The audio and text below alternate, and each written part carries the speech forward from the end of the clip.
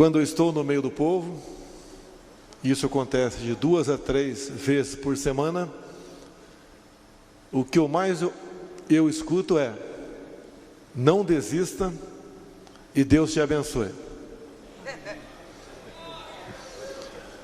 É a mensagem que vem daqueles que viveram, em especial, de 2000 para cá. Bem sabe para onde o país estava indo e onde ele estaria se houvesse uma continuidade de tudo aquilo. Eu sempre digo em ambientes como esse, que eu prefiro muito mais ouvir do que falar. Mas tem um vídeo de 2014, eu na Academia Militar das Agulhas Negras, dirigindo a palavra para uns 500 jovens que estavam se formando naquele dia. Não foi uma reunião programada, foi algo que aconteceu. E ali parece que algo me tocou e eu falei o que ia acontecer nos próximos anos. Uma das coisas que eu falei, está no YouTube, é que poderia perder minha vida pelo caminho, mas tínhamos que mudar o destino do Brasil. E mudar como? Quem somos cada um de nós aqui presentes para falar: eu vou mudar o destino do Brasil? Se não tiver algo muito mais forte do que nós, de cima, dando esse sinal. Aconteceu, sobrevivi uma facada, agradeço a Deus pela minha vida, uma segunda vida, que alguns aqui já passaram por esse momento. Conseguimos uma eleição difícil, mas houve um clamor nacional, mesmo hospitalizado, aconteceu. Tive um grande apoio dos cristãos por todo o Brasil, porque eles sabiam o que estava acontecendo com a nossa pátria até aquele momento. Eu me lembro quando comecei a aparecer perante o Brasil, não foi em 91 quando assumi o meu primeiro mandato, foi em 2010, quando as questões voltadas para a família, ou melhor, contra a família, começaram a falar mais alto dentro do Congresso. E muitas vezes eu falei que a bancada evangélica, que são seres humanos, tem muitos aqui, podem também ter seus defeitos, somos humanos, mas o saldo da bancada evangélica, não só para as questões de interesse materiais de cada um de nós, mas em especial para as questões espirituais, não tem preço. Esses que estão aqui, alguns daquela época, que eram parlamentares, se abraçaram comigo. Também, alguns senadores, em especial um do Espírito Santo, que também tem seus efeitos, mas foram decisivos para sepultar o PLC 122, que dava 3 anos de cadeia ao padre ou pastor que, porventura, realizasse um casamento não previsto no livro sagrado. Também, naquele ano, foi o primeiro ano do decreto do presidente da época, o decreto 2009, que criou o PNDH3, Plano Nacional de Direitos Humanos, que de direitos humanos nada tinha ali, 180 capítulos. Um dos mais importantes para eles era a desconstrução da heteronormatividade. Começaram a crescer nessa questão, como está nesse decreto, a questão da ideologia de gênero. A covardia chegava a ponto tal de se escrever como sexualizar crianças a partir de 5 anos de idade, no ambiente onde elas são reféns, para o bem ou para o mal, de quem está à frente da sala de aula. Como enfrentar tudo isso? Tínhamos uma secretária de Direitos Humanos que, na sua página oficial, tinha lá um site chamado Humaniza Redes, onde estava claro nesse site que o pedófilo deve ser tratado e não encarcerado. Para onde caminhava o nosso Brasil?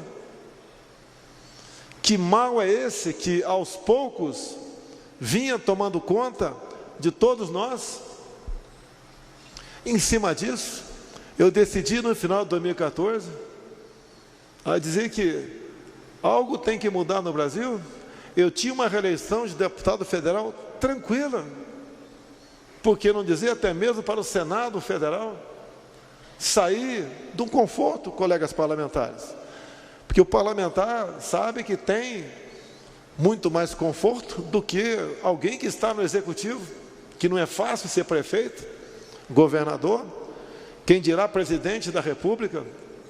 Aconteceram as eleições, começamos a mudar o Brasil ao escolher ministros e ministras, como por exemplo uma que é nossa, a Damares. Como ela mudou tudo isso, que nova dinâmica ela fez valer na sua comissão. Digo a vocês, a indicação da Damares, quando estava sendo discutida alguém para o ministério, foi da primeira-dama, a senhora Michele, e sugestão dela é ordem. Hoje, nas nossas casas, hoje, você pode lá atrás pensar que o ministério que menos valor tinha era esse. Eu considero hoje em dia o mais valoroso, porque se nós não pensarmos em família, em tradição, liberdade religiosa, fé, a gente não chega a lugar nenhum. A única diferença minha e de vocês aqui é que eu estou no nível um pouquinho mais alto, e vocês aí é que eu estou no nível um pouquinho mais baixo. Somos exatamente iguais, somos filhos de Deus. Lá atrás eu dizia que dos fracos, covardes e omissos a história não se lembrará.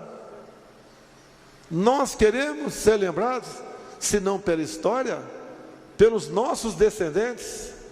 Nós somos responsáveis pelos nossos filhos e, por que não dizer também, pelos nossos netos. Para onde estava indo o Brasil? Que choque ele deveria tomar para mudar de rumo? Mas o Brasil é um transatlântico. Você não tem como dar um cavalo de pau nele. Assumimos, montamos o ministério. Não foi fácil 2019. As pressões por cargos, por bancos oficiais, por estatais, por ministérios, por secretarias. Algumas até eram pessoas bem indicadas, mas em grande parte não. A intenção era voltar ao que sempre foi. Como eu já disse algumas vezes, né? Lá atrás Salomão pediu sabedoria. Eu peço mais do que isso. Peço força para resistir e algo mais importante no meu entender, coragem para decidir.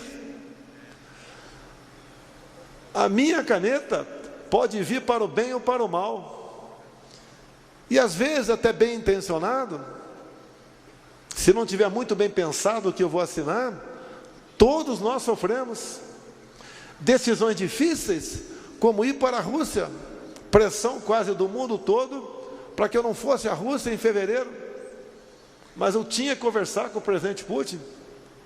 A guerra não havia acontecido ainda, estava na iminência de não termos mais fertilizante para o homem do campo. poderíamos colocar em risco a nossa segurança alimentar. Fui, conversei por quase 3 horas com ele. Logo depois a guerra eclodiu. Nós lamentamos qualquer morte, qualquer ato de violência, mas eu não tenho o poder de pacificar.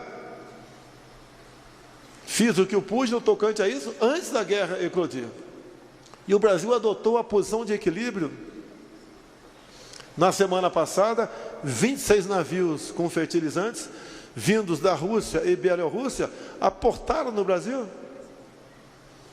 Nós sabemos que o povo está sofrendo por políticas erradas tomadas lá atrás, de forma quase que unânime pelo Brasil, por parte de governadores, fechando tudo, inclusive igrejas. Sei que um parlamentar aqui de Goiás entrou com ação na justiça, ganhou uma liminar, mas não precisava muitos governadores tomar uma medida de força como essa.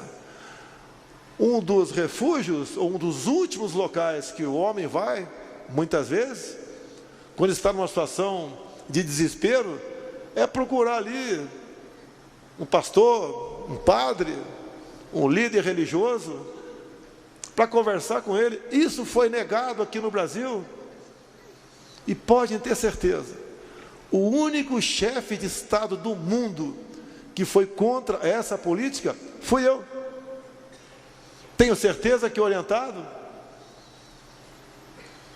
noites sem dormir, o que é comum na minha vida, refletindo, pensando, durante o dia fazendo ligações, buscando a melhor maneira de resolver os assuntos. Hoje temos estudos que o lockdown não salvou uma vida sequer. Estudos de fora do Brasil. Pelo contrário, fez com que a economia sofresse um baque muito forte. E nós sofremos as consequências disso no mundo todo. Não é apenas no Brasil. Preço de alimentos, preço de combustíveis. E também foi um duro baque na educação dos nossos filhos. E eu posso falar porque eu fiz a minha parte, apesar de tolhido pelo Supremo Tribunal Federal em conduzir o destino da nação no tocante ao combate ao Covid. As universidades foram fechadas, não por mim. A Academia Militar das Agulhas Negras, a Academia da Força Aérea, ou a Escola Naval, não fechou. Eu decidi não fechar. Não morreu nenhum cadete. Orientei,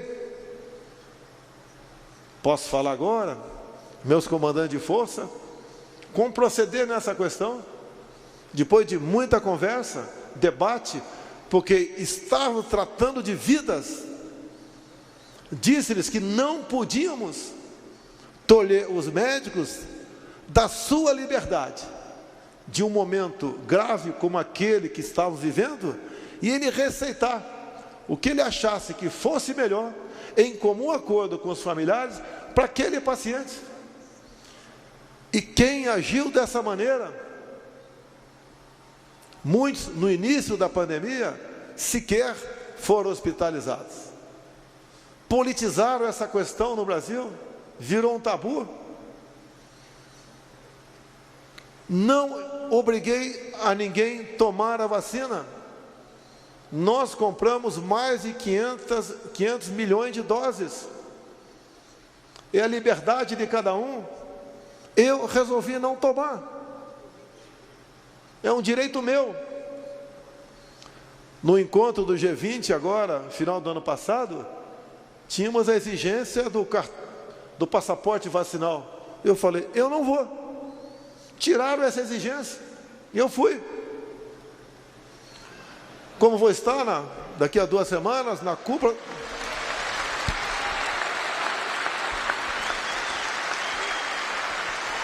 Vou estar na cúpula das Américas, depois de conversar com o enviado especial do presidente Joe Biden, como seria o tratamento dispensado ao chefe de Estado de um dos países mais importantes do mundo, que é o Brasil. Não iria jamais lá para ser moldura de uma fotografia. Tem uma audiência bilateral de pelo menos 30 minutos com ele. Tive 3 horas com o Putin. A resposta foi sim. Então iremos falar a posição do Brasil, falar do que havia tratado com o presidente Donald Trump, enquanto ele era presidente, para continuarmos essa política, é para o bem dos nossos povos. Disse-lhe mais: eu sou um chefe de Estado, com toda certeza, dos últimos que tiver no Brasil, que mais respeita e admira o povo americano. Não podemos continuar dessa maneira. Assim como sou bem tratado pelo presidente ou primeiro-ministro de Israel, um país exemplo para nós. Por que eu falo exemplo? Eu sempre disse: olhe o que Israel não tem e veja o que ele é. Olhe o que o Brasil tem e o que nós não somos. Onde está o erro? O que está falhando nessa engrenagem? É a nossa classe política. É a falta de conhecimento, muitas vezes, ao povo brasileiro, que tem uma passagem bíblica: por falta de conhecimento, meu povo pereceu. Hoje eu acredito, com a liberdade que nós temos, em especial das mídias sociais, que tanto incomodam alguns supremáveis, nós conseguimos a nossa liberdade. Nós não somos imbecis que passamos a ter voz. Nós somos cidadãos que conseguimos, com informação, olhar os imbecis que sempre comandaram o Brasil.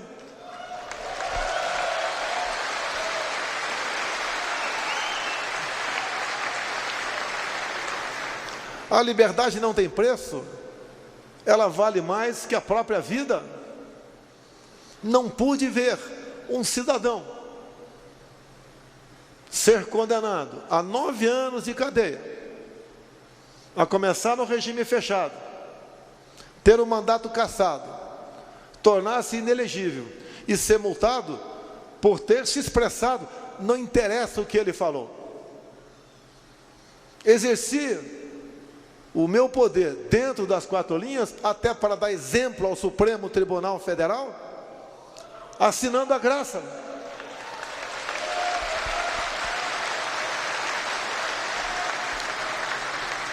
Nós devemos respeitar os outros poderes, nunca temer.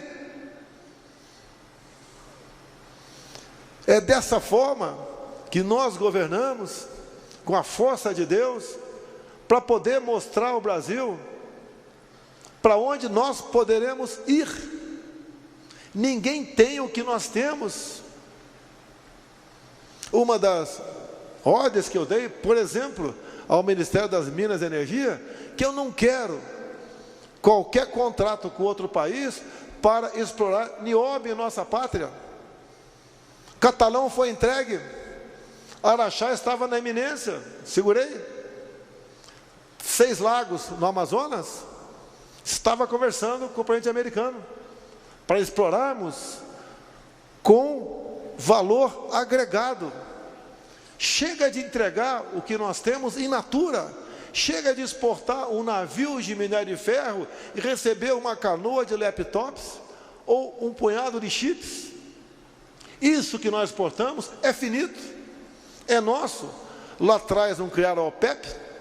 Nós não precisamos criar uma organização dos países exportadores de minério. Nós somos o maior exportador de minério. Vamos honrar os contratos.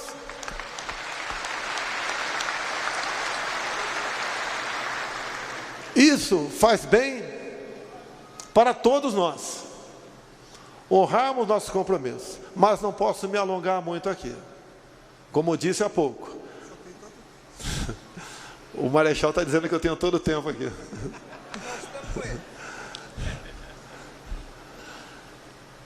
Nós somos um país de 8,5 milhões de quilômetros quadrados, que se formos escolher apenas Roraima, tinha alguns aqui que se apresentaram, vindo de lá, um país, um estado fantástico. E o que eu falava e falo agora é verdade. Se um dia eu for rei de Roraima, em 10 anos eu tenho uma economia semelhante ao Japão. Lá tem tudo. Não apenas minério de ferro, tem o Vale do Rio Cotingo, que pode ali dar energia para todo o Nordeste e para parte da região norte do nosso Brasil. Mas por que não é explorado? Reservas indígenas. Em falando de reservas indígenas, uma coisa muito importante, que interessa para o homem do campo e a cidade. Afinal de contas, a cidade não vive sem o campo. O contrário existe. Mas a cidade não vive sem o campo.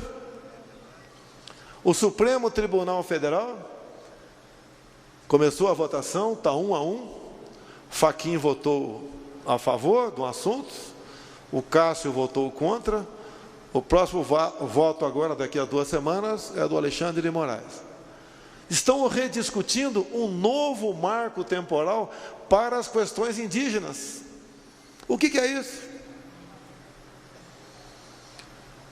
Pela Constituição de 88, quem ocupava terras, os índios até aquele momento, a terra é deles. Esse novo marco temporal diz que não.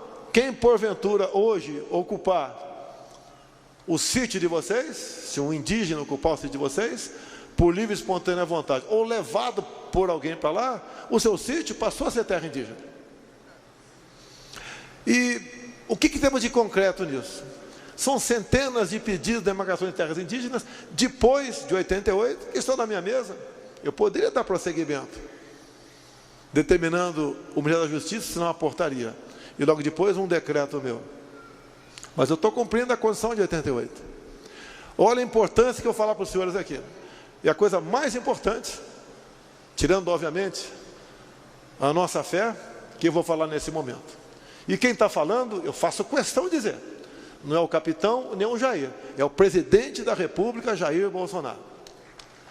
Olhem só. Se o Supremo decidir pelo novo marco,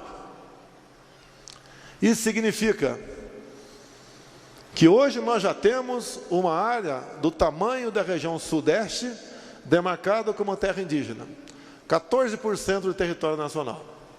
Se o Supremo decidir que, pelo novo marco temporal, essas centenas de pedidos para demarcar terras indígenas, legalmente, eu tenho que botar para frente. Isso significa nós demarcarmos para essas novas centenas de reservas indígenas o equivalente a uma região sul do Brasil. Imagine mais uma área do tamanho do Rio Grande do Sul, Santa Catarina e Paraná, somando a área já existente de São Paulo, Minas Gerais, Espírito Santo e Rio de Janeiro. E pela localização geográfica dessas novas áreas, nós anulamos uma outra área tamanho do estado de São Paulo. Ou seja, acabou nossa economia, acabou a nossa segurança alimentar. E agora diz o presidente da República aqui, não é ameaça, é uma realidade. Só me sobra uma alternativa. Pegar as chaves da presidência, ou melhor, 2 alternativas. Pegar as chaves da presidência, me dirigir ao presidente do Supremo Tribunal Federal e falar, olha, administra o Brasil. Ou a outra alternativa, não vou cumprir.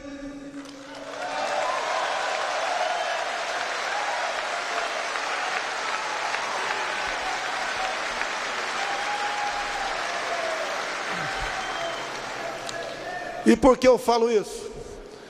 Depois do João 8,32. Depois por falta de conhecimento, meu povo pereceu. Vivo agora a terceira e última passagem, porque eu já estou com 67 anos. Mas talvez seja a última para todos nós. É aquela que diz, se eu chegar mais perto dele um pouquinho, aquela outra muito importante, nada temeis, nem mesmo a morte, a não ser a morte eterna.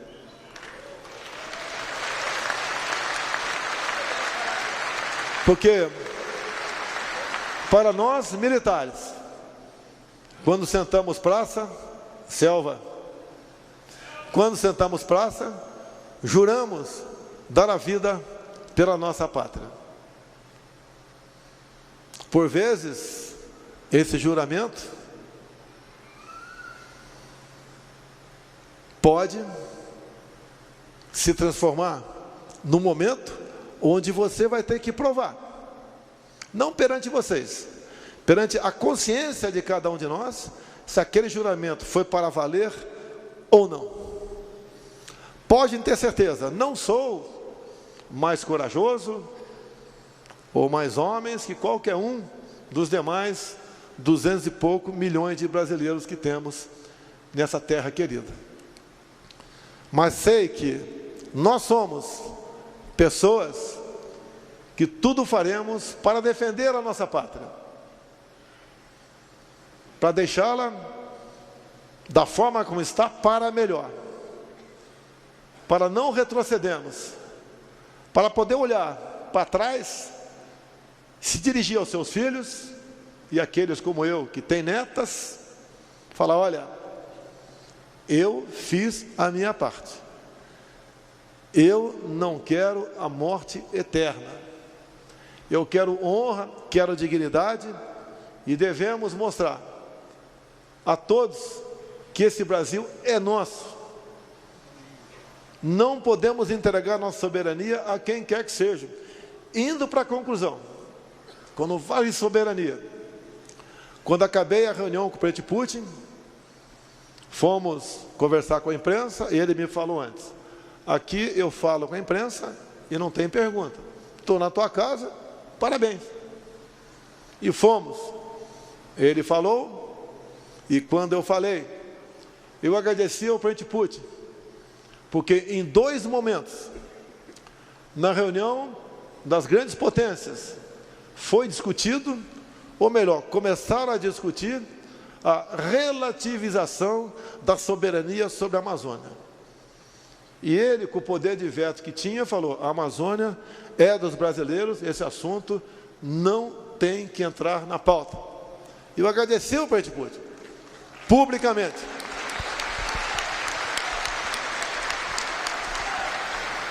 Porque uns outros que dizem estar do nosso lado, estes que estão de olho na nossa Amazônia, nós sabemos da importância dela, do que ela representa até para o mundo.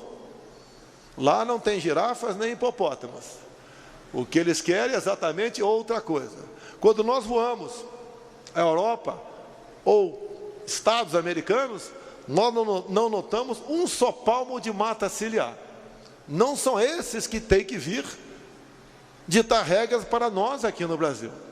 Eles falam até em reflorestar certas áreas do Brasil, mas lá não existe projeto para plantar um pé de mandioca sequer. Eu sei que isso não é reflorestamento, mas dão palpite, interferem, mentem. E nós fizemos há poucos dias um encontro com Elon Musk, um homem que raramente sai do seu país, Estados Unidos, e raramente encontra com chefe de Estado. Veio se encontrar conosco, conversamos por quase 2 horas, ouvimos a proposta dele, que não é nenhuma proposta para oferir lucros no nosso país. O que ele quer no tocante à Amazônia, levar internet para todos, quer também disponibilizar sua rede de satélites, para que tire fotografias de verdade da região, para mostrar se lá pega fogo ou não. Nós sabemos que não pega, floresta úmida não pega fogo, mas o Brasil tem que deixar de ser atacado o tempo todo, interna e externamente, por pessoas que querem apenas, no momento, tirar o governo daqui, como se um outro que esteve à frente do executivo por 8 anos e mandou em mais 6, fosse realmente a solução para a nossa pátria. Concluo, quando se fala em governos pelo Brasil, eu peguei o Brasil com sérios problemas econômicos, éticos e morais. Ninguém enfrentou o que nós enfrentamos: a pandemia, uma seca, geada, Brumadinho lá atrás, e uma guerra lá fora que reflete no mundo todo. Nós pegamos o Brasil numa situação bastante complicada.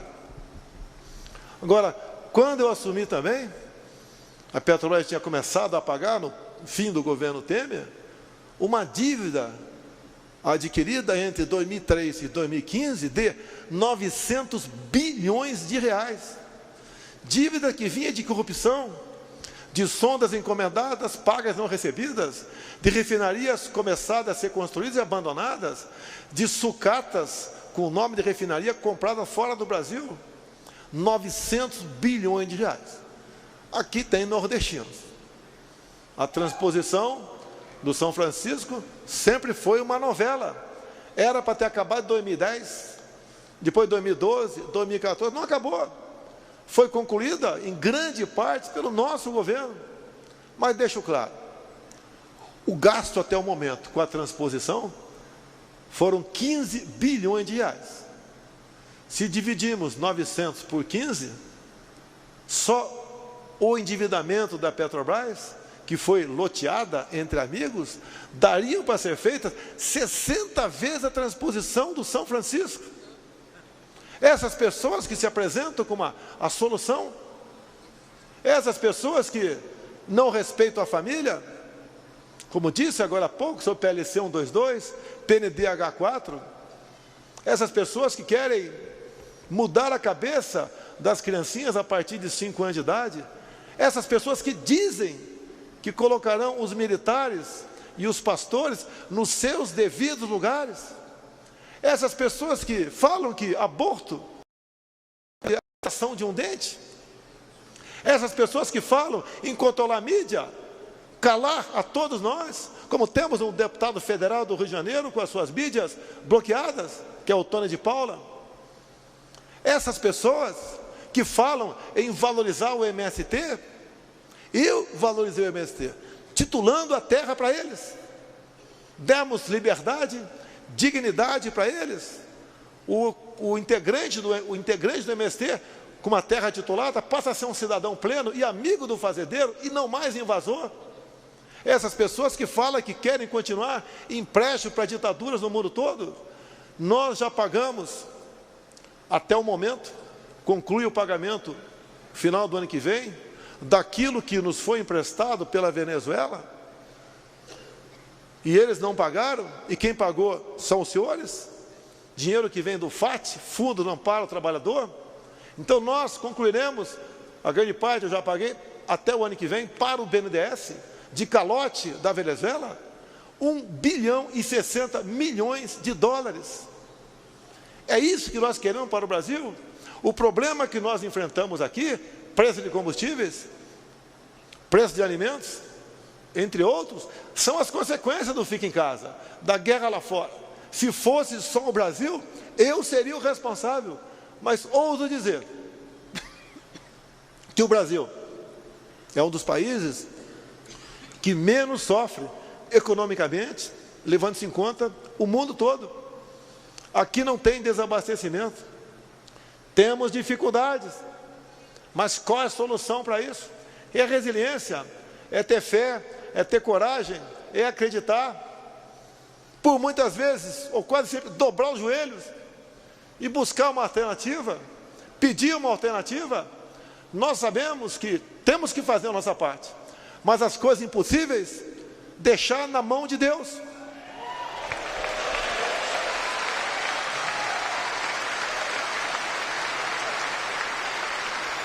A todos os senhores e senhoras,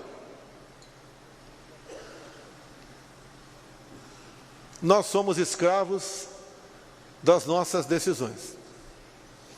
E nós sabemos que pior que uma decisão mal tomada é uma indecisão. Nós temos que decidir. Vamos decidir. Vamos trabalhar. Vamos conversar com todos, não apenas quem está momentaneamente ao nosso lado. Vamos mostrar o João 8,32, mostrar que uma decisão pensada errada e executada, a situação piora para todo mundo. Olha o que está acontecendo na Argentina, o que está acontecendo no Chile, o que aconteceu na Venezuela. Nós estamos vendo o exemplo, estamos tendo exemplo à nossa frente. Se um vizinho compra um carro de uma marca que não dá certo, a gente não pode comprar o carro da mesma marca do vizinho. Nós estamos vendo o erro ali do lado. Temos que fazer as coisas com razão, com coragem, com determinação. Nada melhor que momentos como este, num local como este, onde eu sempre prefiro mais ouvir do que falar. Agradeço, Manuel Ferreira, por essa liberdade de me dar a palavra. Sei o quão caro é este momento, mas sei que, como não nos conhecemos apenas de agora, de há muito tempo, de conversa em aeroportos, no tempo que os voos atrasavam, nos conhecemos ao longo dos tempos, conhecemos dentro do parlamento, em especial com a bancada evangélica, na casa de uma centena, que são excepcionais, que são decisivos, de momentos críticos para a nossa nação, não apenas na questão econômica, mas na questão espiritual. Quantas coisas vocês barraram lá dentro, contra a família, a favor da garotada, das crianças, a favor da nossa educação, pela liberdade, pela fé, como temos alguns presentes aqui. Então, os senhores e as senhoras são importantes. E a política faz parte da nossa vida, do dia a dia. Não é, a política não entra aqui. Aqui entra, no meu entender, logicamente, se assim entendeu o nosso marechal aqui, a política sadia, verdadeira. Não, obviamente, no púlpito, mas em reuniões, em salas. E até um momento como esse, que eu agradeço a oportunidade de ter me dado a palavra para poder me dirigir a um público tão seleto como vocês, que tem ao teu lado, ou no meio de vocês, dezenas, centenas, milhares de pessoas que ouvem a palavra de vocês, mostrar para onde o Brasil pode ir, e podemos ter um caminho sem volta, se deixarmos à vontade as coisas acontecerem. Assim sendo, eu só agradeço a Deus pela missão, além, obviamente, da minha vida. Se não estivesse vivo, eu poderia ter a missão de estar à frente do Executivo Federal. Continuo mais que pedir sabedoria, pedir coragem e pedir força, porque as coisas não são fáceis, mas se fossem fáceis, essas missões não seriam dadas para nós, seriam dadas para outras pessoas. E nós sabemos de onde viemos e para onde, em especial, queremos ir. O nosso currículo, no dia do ponto final, é que vai dizer se a nossa morte é eterna ou não, porque a nossa passagem aqui pela terra. A todos vocês, muito obrigado. Manuel Ferreira, muito obrigado por esse momento, por essa oportunidade. Brasil acima de tudo, Deus acima de todos.